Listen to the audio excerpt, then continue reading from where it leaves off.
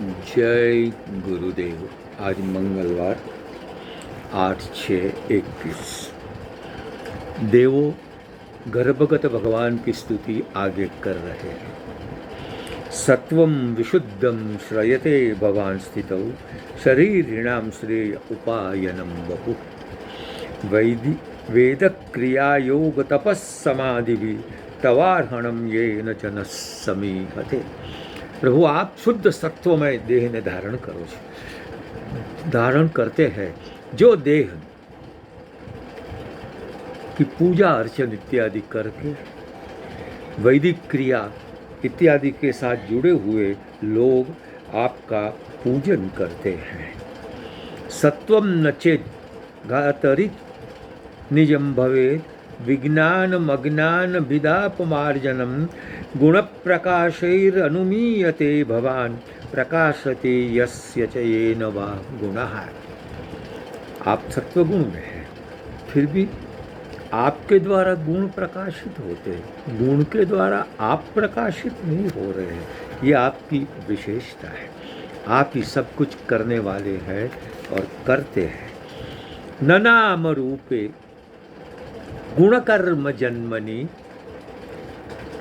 निरूपितव्ये गुणकर्मभिर् निरूपितव्ये तव तस्य साक्षिण मनो वचोभ्याम अनुमेय वर्त्मनो देवक्रियायाम प्रतियन्त्यथापि। हे प्रभु, मन या तर्क से एवं वचन या आप्त वाक्यों से जिसका प्राप्त करने का केवल अनुमान ही हो सकता है, और आप नाम एवं रूप गुण जन्म कर्म इत्यादि द्वारा आपका निरूपण शक्य नहीं है। और फिर भी आपकी उपासना क्रिया में हम आपके साक्षात दर्शन करते हैं। आप नाम और रूप से पर हैं। अस्ति भाति प्रिय नाम और रूप, गुरुदेव ने बताया था, ये 5 चीज़ें प्रत्येक पदार्थ में होती है। अस्ति यानी उसका अस्तित्व, भाति यानी वो दिखता है, अस्ति भाति वो प्रिय यानी अच्छा लगता है या बुरा लगता है, फिर उसका एक नाम होता है, इसका एक रूप भी होता है। ये जगत के पदार्थों की बात है। अब मज़े की बात है कि अस्ति भाति और प्रिय वो ब्रह्म के सत चित और आनंद, सत से अस्ति, चित से भाति और आनंद से प्रिय, ये 3 गुण पदार्थ में आते हैं। बाकी जो नाम और रूप है वो माया के कारण आते हैं, इसलिए वो नाशवंत है। नाम रूप जो है, लेकिन भगवान तो इस सब से, क्योंकि मन वाणी से परे है। ऐसा कहा गया है कि शब्दादि अभावात नायम अर्थो प्रत्यक्षस्य गोचरः। उसमें शब्द स्पर्श रूप रस नहीं है, इसलिए हम उसको प्रत्यक्ष नहीं कर सकते हैं। और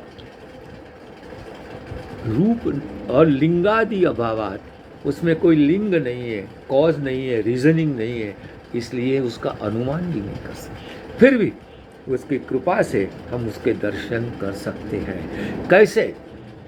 शृण्वन् गृणन् संस्मरन् च चिन्तयन्। देखिए, शृण्वन् भगवान की कथा सुनना, गृणन् उसका गान करना, संस्मरण उसका स्मरण करना, चिंतयन उसका चिंतन करना। क्या? नाम रूपाणि मंगलानि। अब मजे की बात ये, नाम और रूप गुरुदेव अद्भुत चीज़ें बताते हैं। नाम और रूप माया के कारण है, और उसके कारण हमारा पतन हुआ है। हमें नाम भी मिला और रूप मिला, ये सब। मजे की बात यह है कि यही नाम रूप प्रभु के, इसका चिंतन करेंगे, स्मरण करेंगे या सुनेंगे, गाएंगे, तो हमारी मुक्ति होगी। या कैसे होगा? जिससे पतन हुआ उससे मुक्ति।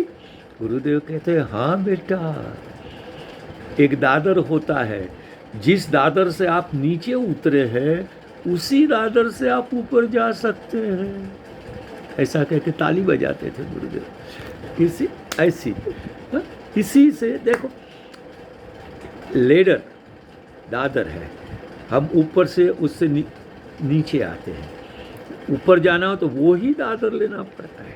ये नाम रूप वो माया का है, उसके हम नीचे आए और वो ही प्रभु के नाम रूप का चिंतन करेंगे तो हम ऊपर चढ़ जाएंगे। ये इनकी विशेषता है गुरुदेव की। तो आनंद की बात है कि हे प्रभु, अब आपके चरण कमल ये पृथ्वी पर पड़ेंगे, स्वर्ग में पड़ेंगे, और कैसे यव अंकुश ध्वज इत्यादि उनके साइन, उनके स्टेप्स में ये सब चरण में ये सब अंकित है, और उसके कारण ये पृथ्वी धन्य होगी, स्वर्ग धन्य होगा। अब भाई सवाल होगा कि पृथ्वी पर प्रभु आएंगे लेकिन स्वर्ग में चरण पड़ेंगे। टीकाकार जी बिल्कुल समझाते हैं।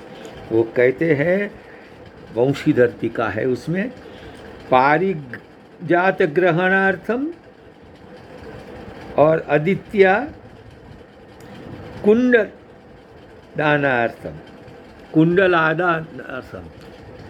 देखिए, भगवान पारिजात का अपहरण करने के लिए सुभद्रा के साथ एक बार कहते हैं नारद जी आए, उसकी वीणा पर एक सुंदर फूल था, वो अंदर आए और फूल से पूरा हॉल जो उसमें बैठे थे वो सुगंधित हो गया।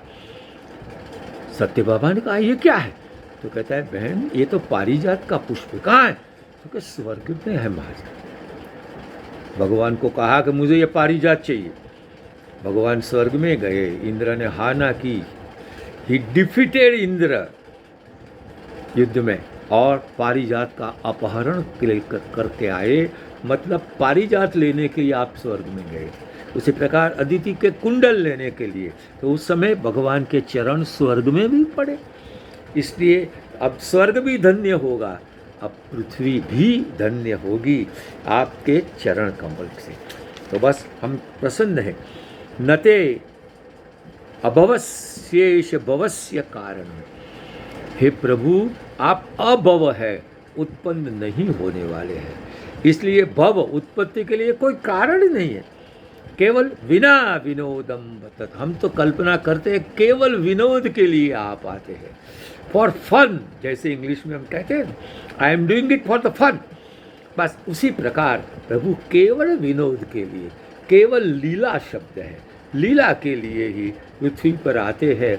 और भजते तादृशी क्रीड़ा या श्रुत्वा तन्मयो भवे, और उस प्रकार की क्रीड़ा करते हैं कि जिसके सुनकर लोग उसमें तन्मय हो जाते। मित्रों याद रखो, कृष्ण क्रीड़ा की जबरदस्त विशेषता। मैं 3-4 साल का था तब से भगवान की माखन चोरी से लगा के गीता तक की बातें सुनता आया हूँ।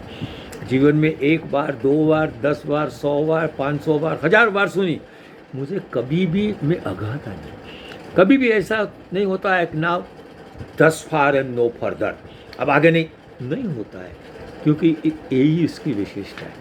मैं आपके शेक्सपियर के हैमलेट की कथा 1 बार कहूँ, 2 बार या तीसरी बार आप कहेंगे गौतम भाई बहुत हो गया, I don't want to hear. Even Mahatma Gandhi की, और सुन लिए गांधी को, लेकिन कृष्ण की कथा ऐसी है कि जब भी चाहो तब नवो नवो, जब भी सुनो तब नई लगती है, और यही सुनकर बस हम धन्य होते हैं। क्यों? कि he has done it out of fun, विनोद, आनंद, बस आनंद के कारण किया है। आनंद ही उसका स्वरूप है, कृष्ण शब्द का ही अर्थ आनंद है।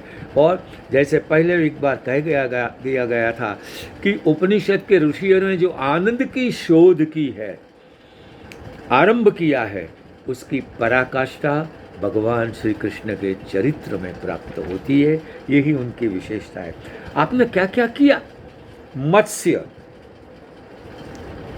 अश्व यानी हैग्रीव, कच्छप कुर्म, नृसिंह, वराह, हंस राजा यानी राम, विप्र यानी ब्राह्मण परशुराम, और देव यानी वामन, ये सब अनेक अनेक अवतार लिए आपने और लेकर पृथ्वी को निष्कंटक बनाई है। बस अब वो अंत में माता देवकी को धन्यवाद दे रहे हैं। हे माँ, तू धन्य है, तू धन्य है। ये महाप्रभु तेरी कुक्षी में आए।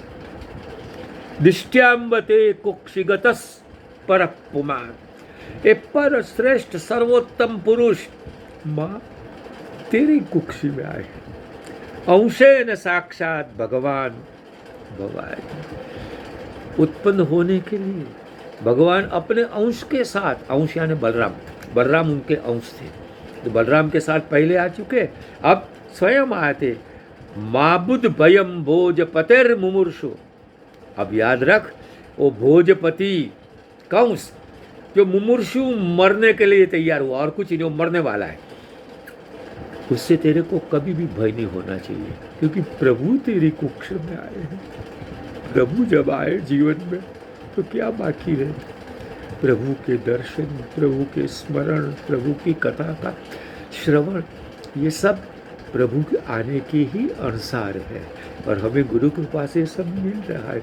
इसलिए क्योंकि गोप्ता यदूना भविता तवात्मज, तेरा जो ये पुत्र आएगा वो सभी यदुओं का, यदुवंश का, सभी यादवों का गोप्ता यानी संरक्षक बनेगा। इसलिए तू चिंता मत कर। बस इस प्रकार स्तुति करके देवों ब्रह्मा सहित सब अपने अपने स्थान पर चले गए। आज समय कर गया इनका, कल आगे की कथा का करेंगे गुरु कृपा से विस्तार। हरि ओम तस्सत्।